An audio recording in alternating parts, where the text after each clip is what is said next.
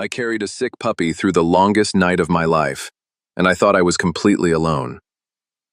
The house was so quiet I could hear my own breath, and every corridor felt too long, too still, like something in the walls was listening. The puppy in my arms was shaking so hard his little heart felt like it might tear itself apart, and there was no one to help me but the voice of an emergency vet on the phone, and whatever prayers I could manage between sobs. I did not know that behind one of those long paneled walls, a man was watching every step I took.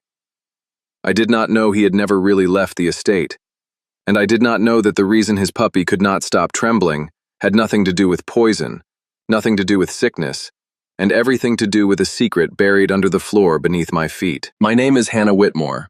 I am 30 years old, a veterinary nurse from Gloucester, Massachusetts, and until that assignment, I had spent my whole life believing that quiet, faithful work was its own reward. I grew up in a small Baptist church where my mother sang alto, and my father fixed the boiler for free, and the biggest excitement of my week was Sunday supper on a folding table. I liked animals more than I liked most people, because animals never lied about what they needed. When the agency called at 4 in the afternoon and offered me an overnight private care shift at a private North Shore estate for triple my normal rate, I told myself it was just an unusually rich family with an unusually sick puppy. I told myself the name Belandi meant nothing to me. I was wrong about almost everything I told myself that day, and I am telling you the whole truth now because a year later, I finally understood what really happened inside that house, and I need someone besides me to know it. The estate sat behind 2 sets of iron gates at the end of a private drive lined with old cedars. A man in a dark suit met my car, checked my identification against a tablet, and led me through a courtyard that smelled like the ocean and cut grass. Inside, everything was hushed marble and dark wood and paintings that looked older than my grandmother. Every window faced the sea, and every mirror was hung just a little too high for a small woman like me, as if the house had been built to remind you of your own size. A tall woman with silver hair and a soft Irish voice introduced herself as Margaret Doyle, the housekeeper, and told me the family was quite worried about the young dog. She walked me down a corridor with warm lamps and framed photographs, family faces I did not recognize, weddings and christenings, and one old black and white photograph of a boy of about 10, holding a puppy on his lap and smiling like he had never been afraid of anything. She stopped outside a set of double doors. She said quietly, "Mr. Belandi will meet you before he leaves. He never lets a stranger tend the puppy without speaking to them first." I nodded like I understood, though I did not, and Margaret opened the door. Roman Belandi was 52 years old, and I had never in my life stood so close to a man who took up so much of a room without moving. He was tall, broad through the shoulders, dressed in charcoal wool that fit him the way a suit fits when it is made twice. His hair was iron gray at the temples, cut close, and his eyes were the darkest brown I had ever seen. He was holding a small black puppy against his chest with a tenderness that did not match anything else about him, and when he looked up at me, the whole room seemed to hold its breath. "Miss Whitmore," he said. His voice was quiet, almost warm. "This is August. He is 11 weeks old, and he means a great deal to me. My driver is waiting downstairs, and I must be gone by 7. Whatever he needs tonight, you will give it to him. Whatever it costs, my house will cover. Do you understand?" I said, "Yes, sir," and did not trust myself with anything longer. He set August in my arms as carefully as a man handing over a newborn. Then he was gone, the doors closed, and I heard the low rumble of a convoy pulling away from the front of the house. For the first hour, August was fine. He nuzzled into the crook of my elbow and slept while I checked his vitals on the little kitchen table Margaret had set up for me. His temperature was normal, his gums were pink, his breathing was easy. I began to think this was going to be a boring, well-paid night, and I felt a little guilty for being relieved. I even took out my little notebook, the one I carried on every shift, and wrote a single tidy line at the top of a fresh page. Belandi Estate, Night 1, Puppy Stable. I underlined the word stable twice, the way my mother used to underline words in her Bible when she wanted God to notice them. Then, at 8:42, he woke up as if someone had shouted in his ear. He scrambled out of my lap, ran 3 shaking steps toward the west corridor, and stopped dead. His whole small body began to tremble. Saliva pooled on the marble under his mouth. He would not look at me. He would not look at anything. He was staring at a wall as if the wall itself was screaming. I dropped to my knees and gathered him against me. His heartbeat was so fast I could barely count it. I called the emergency vet line the estate had given me, and a calm woman named Dr. Rebecca Sloan picked up on the second ring. I described what I was seeing.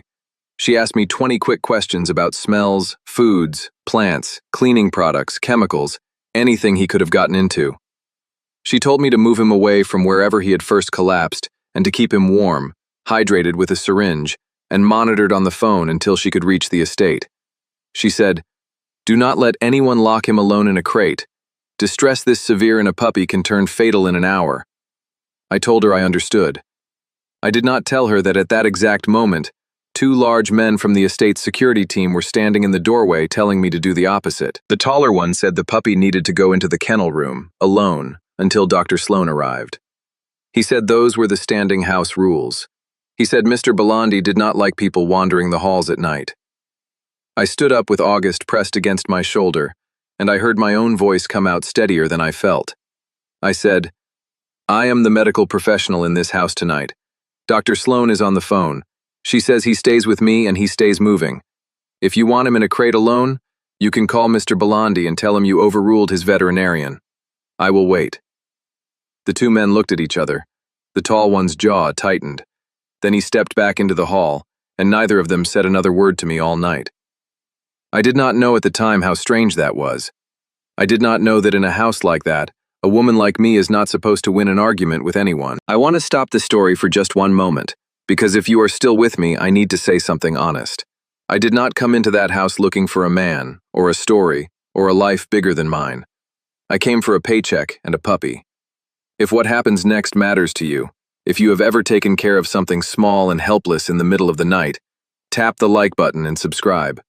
It costs you nothing, and it helps stories like this reach the people who need to hear them. Then stay with me, because what I found in that house was not what I went looking for, and the man watching me from behind those walls was not who anyone said he was. I carried August for the next 8 hours. I do not mean I mostly carried him. I mean I did not put him down, not once, not for a glass of water, not for the bathroom, not to switch arms without also switching him from one shoulder to the other in the same breath. I walked him slowly through the kitchen and the sunroom and the long back gallery, because Dr. Sloan said gentle motion would help his nervous system reset. I sang under my breath, mostly hymns my mother taught me, because he seemed to breathe easier when I did. My arms began to burn around the second hour. I switched him carefully, right side to left side to right, over and over, the way you carry a colicky baby when you are new to being a mother, and you still think love is measured in how long you can keep going. Around 10, Margaret brought me a mug of tea and a folded quilt and said, in a voice like she was confessing something, "The last dog in this house, mine, would not go into that West Wing either. Died 3 winters ago and never once crossed that threshold. I always thought it was old age. Maybe it was something else." I asked her what she meant, and she just patted my shoulder and said, "Take care of him, dear. That baby is the closest thing this house has to a soul." I watched her walk away down that long hallway, and I understood without being told that she had been waiting years to say those words to someone who would not repeat them to the wrong ear. At 11, August had a second attack, this one shorter, near the corridor that led to the private chapel.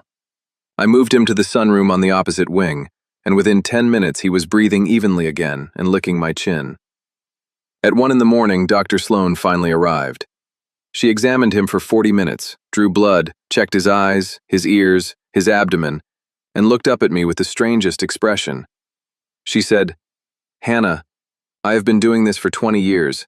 I cannot find one thing wrong with this puppy." She said she would run full toxicology in the morning, but that whatever had happened, it was not any poison or infection she recognized. Then she left, and I was alone again with August, and with a house that felt more watchful by the hour. At 2, I passed a hallway mirror and caught my own reflection. Pale, hair falling out of its clip, one arm shaking from holding a 14-pound puppy for 6 hours. I laughed a little, quietly, so I would not cry. August lifted his head and licked the corner of my mouth, and I whispered, "We are going to be okay, buddy. We are going to be okay." At 3 in the morning, I did the thing I would replay in my mind 100 times afterward. I sat down on the floor of the sunroom with August tucked inside my sweater, and I prayed. I prayed the way my grandmother taught me when I was 6. I prayed for the puppy first. I prayed for the tired old housekeeper who kept bringing me tea. I prayed for the family who owned this house, whoever they were, whatever they had done, because Grandma always said you pray hardest for the people the world has already written off. I did not pray out loud. I did not want anyone in that house to think I was strange. I just closed my eyes and moved my lips, and when I opened them again, August was asleep on my chest, warm and even, and finally quiet. I did not know a man was watching me from a room I did not know existed. I did not know he had been watching for hours. I did not know he had heard me refuse the security guards, seen me sing to the puppy, watched me sit on his cold marble floor and pray for him by name. Behind a paneled wall on the second floor, in a small room lined with monitors, Roman Belandi had never left the estate. That is the part I would not learn until dawn. He had faked his departure that evening because someone in his organization was leaking information, and he needed the traitor to believe he was 300 miles away. He had watched every camera in the house from the moment I arrived. He had watched me argue with his own men and win. He had watched me carry his puppy up and down his own halls for 8 hours.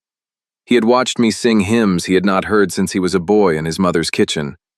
He told me later that around 3, when I closed my eyes and moved my lips, he had put his hand flat against the monitor and did not move for a long time.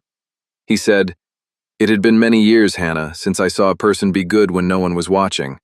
I forgot that kind of person still existed." At 6 in the morning, the first pale gray light came into the sunroom windows, and August yawned, stretched, and licked my nose. His color was back. His breathing was steady.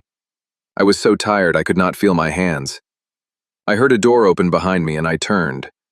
Roman Belandi was standing there in the same charcoal suit, only now the tie was loosened, and his eyes were rimmed with sleepless red. I stood up too fast. I said, "Sir, I thought you were in the city." He looked at the puppy in my arms, and then he looked at me, and then he said quietly, "The tea Margaret brought you at 10. You did not drink half of it because you were afraid to set August down long enough to hold the mug.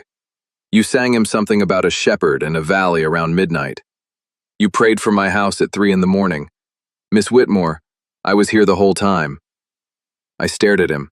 I could not think of one thing to say. He said, "Thank you for what you did tonight. There are not many people who would have.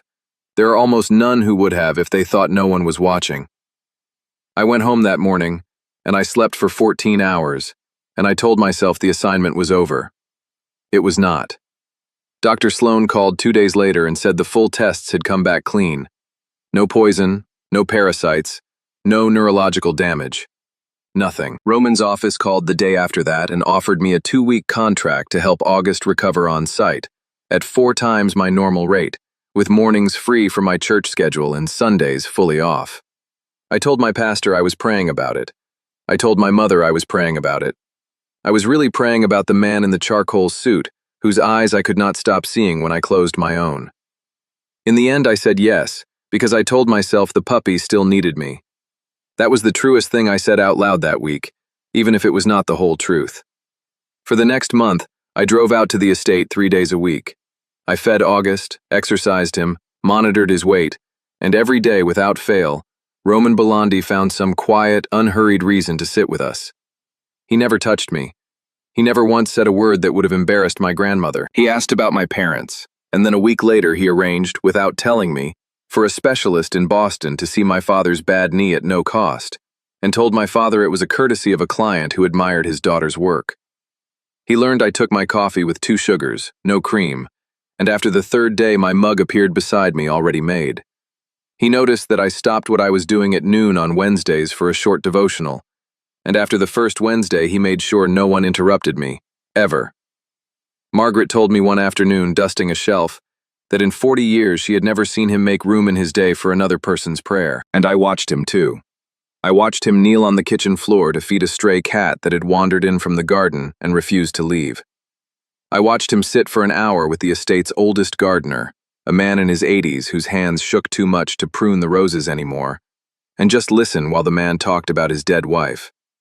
I watched him treat the Jewish accountant who came every Thursday with the same careful respect he gave the Catholic priest who visited on Fridays, and the Baptist volunteer coordinator, me, who prayed at his kitchen table on Wednesdays. I watched a man everyone in Massachusetts was afraid of act when he thought no one important was looking, like a man who had been raised by someone gentle a long time ago and was trying to remember how. I did not know yet who had raised him. I did not know yet that that person was the reason August could not stop trembling. But something in me was already turning, and I could feel it turning, and I was afraid of it. August had 2 more attacks in the next 3 weeks. One near the west staircase, exactly where the first had begun. One in the corridor outside the private chapel, in the same spot as the second. And one afternoon he collapsed shaking at the top of the ramp that led down to the underground garage. 3 places, only 3.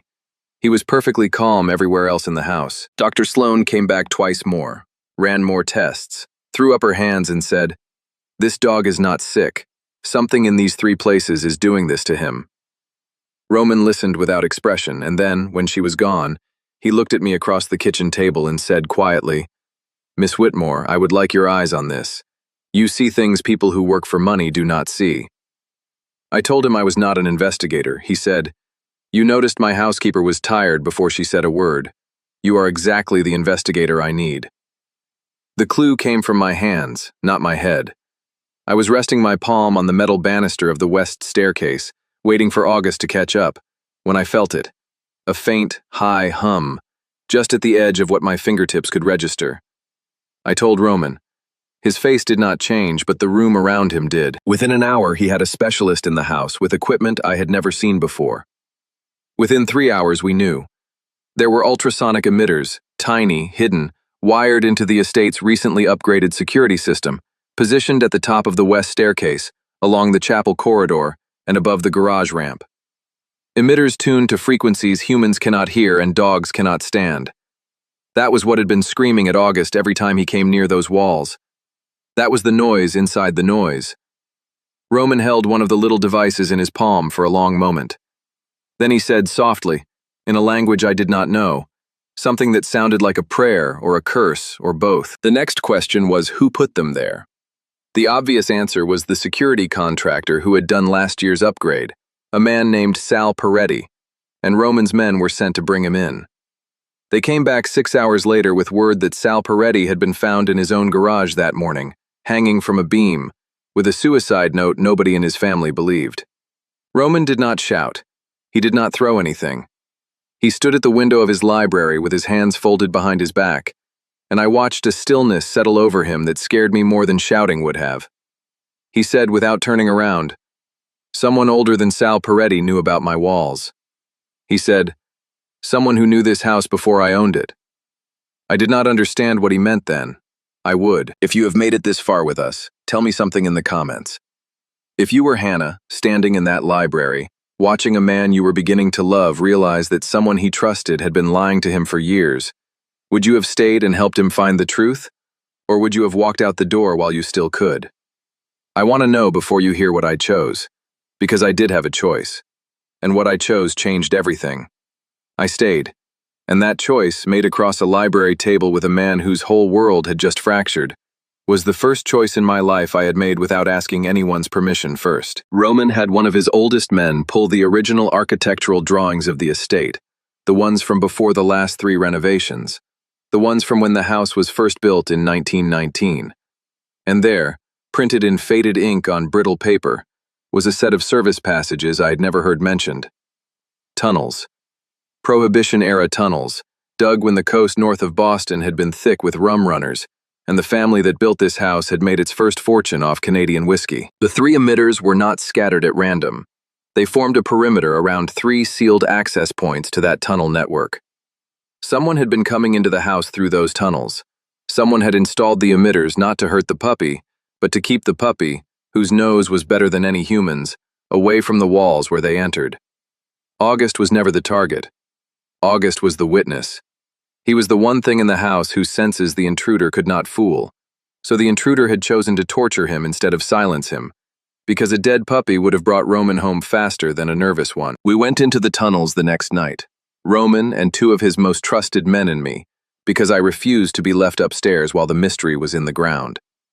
They were narrow and cold, and smelled like damp stone and old iron, and the walls sweated where the salt air had reached them for 100 years. Our flashlights caught markings scratched into the mortar, initials, dates, the small graffiti of men who had run whiskey through those passages when Roman's grandfather was still a boy. In one of them we found a folding cot, a small camp stove, a duffel bag with 3 sets of clean clothes, and a stack of receipts from a bakery in the north end of Boston that Roman recognized immediately. He said, "This is a bakery Victor loves, Victor Belandi." He said the name the way another man might say the name of his own father. I asked who Victor was.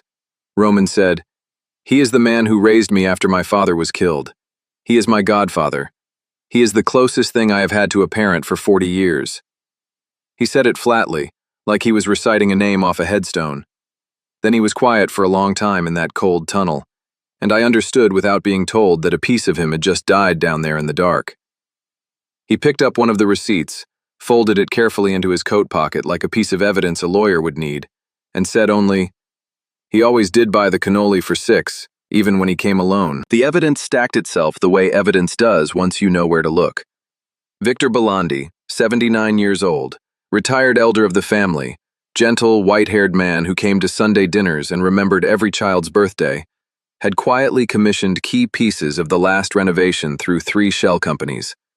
He had known these tunnels since he was a boy, playing in the basement of the same estate under the previous owner, an old friend of his father's.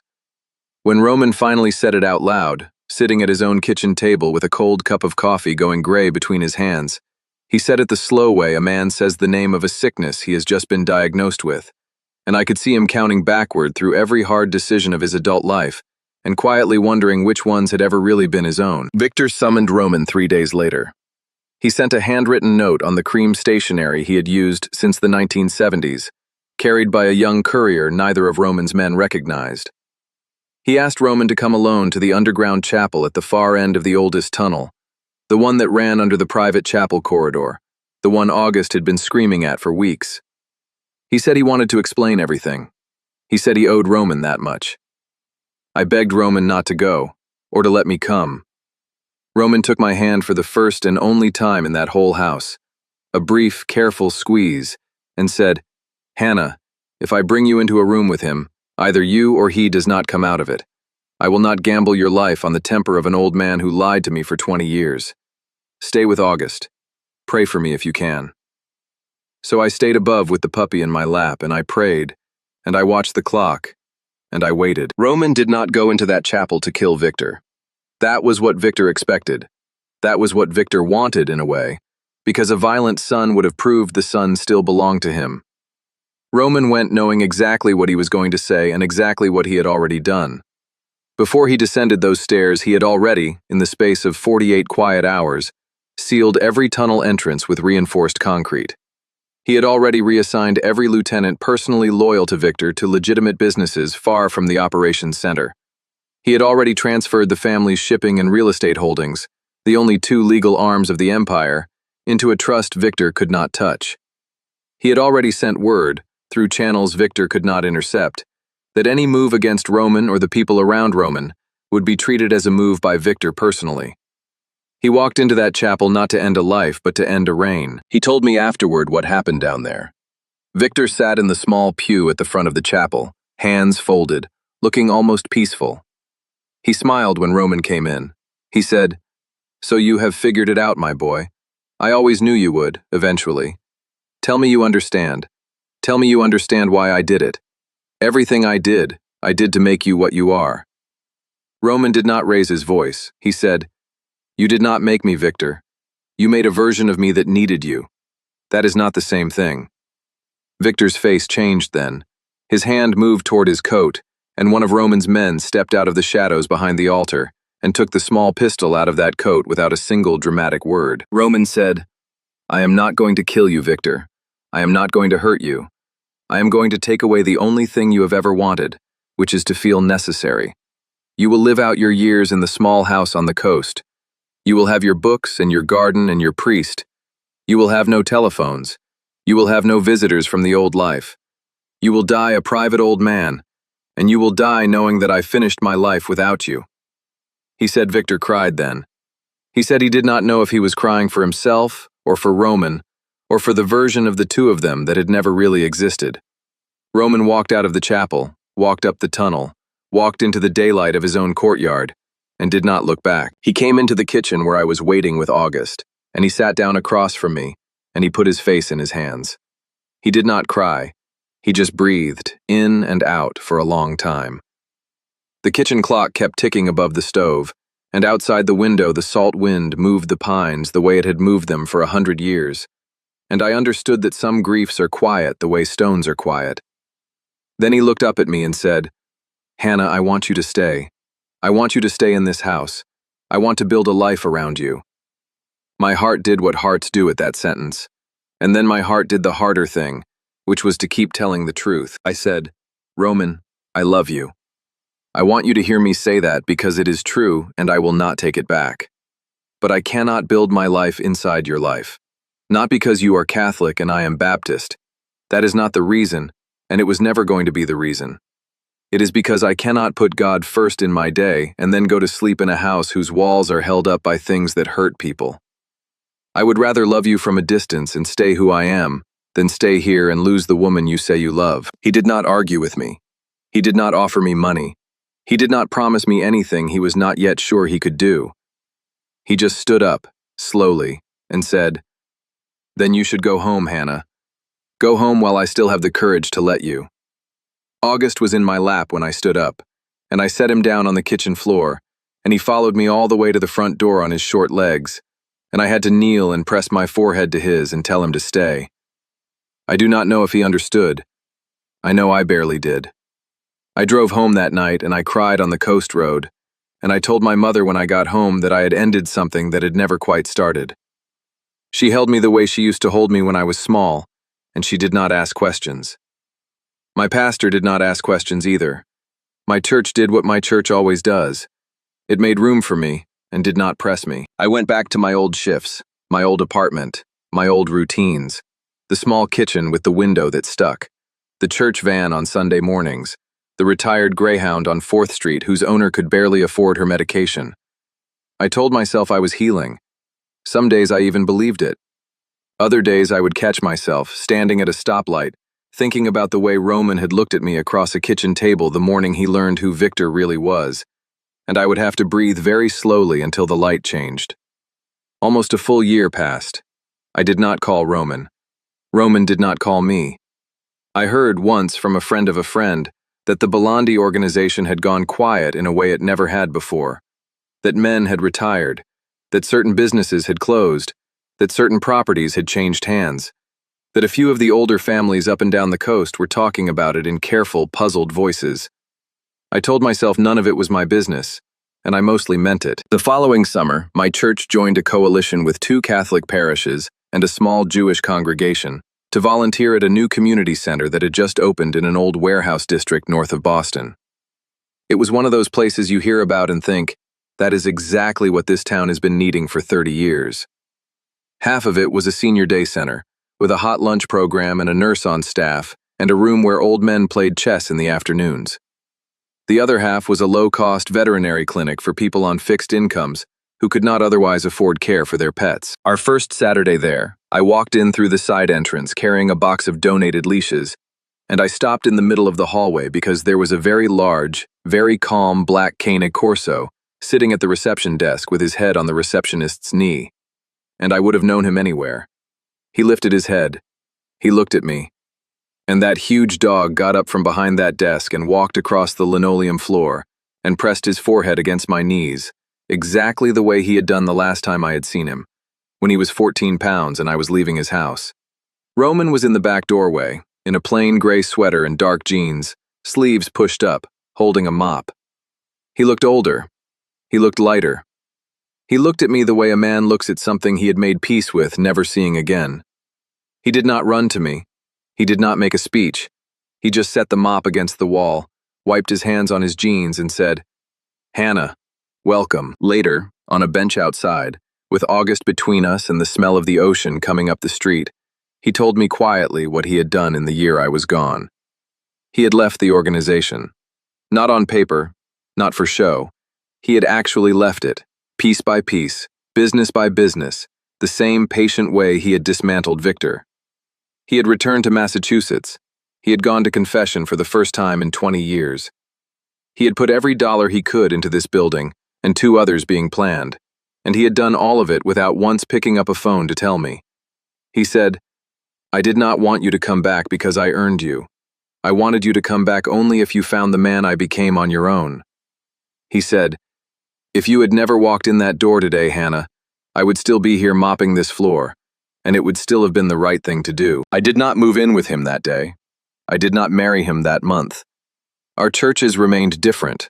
We each stayed exactly who we were. But I started volunteering there on Saturdays, and then Wednesdays, and then most evenings.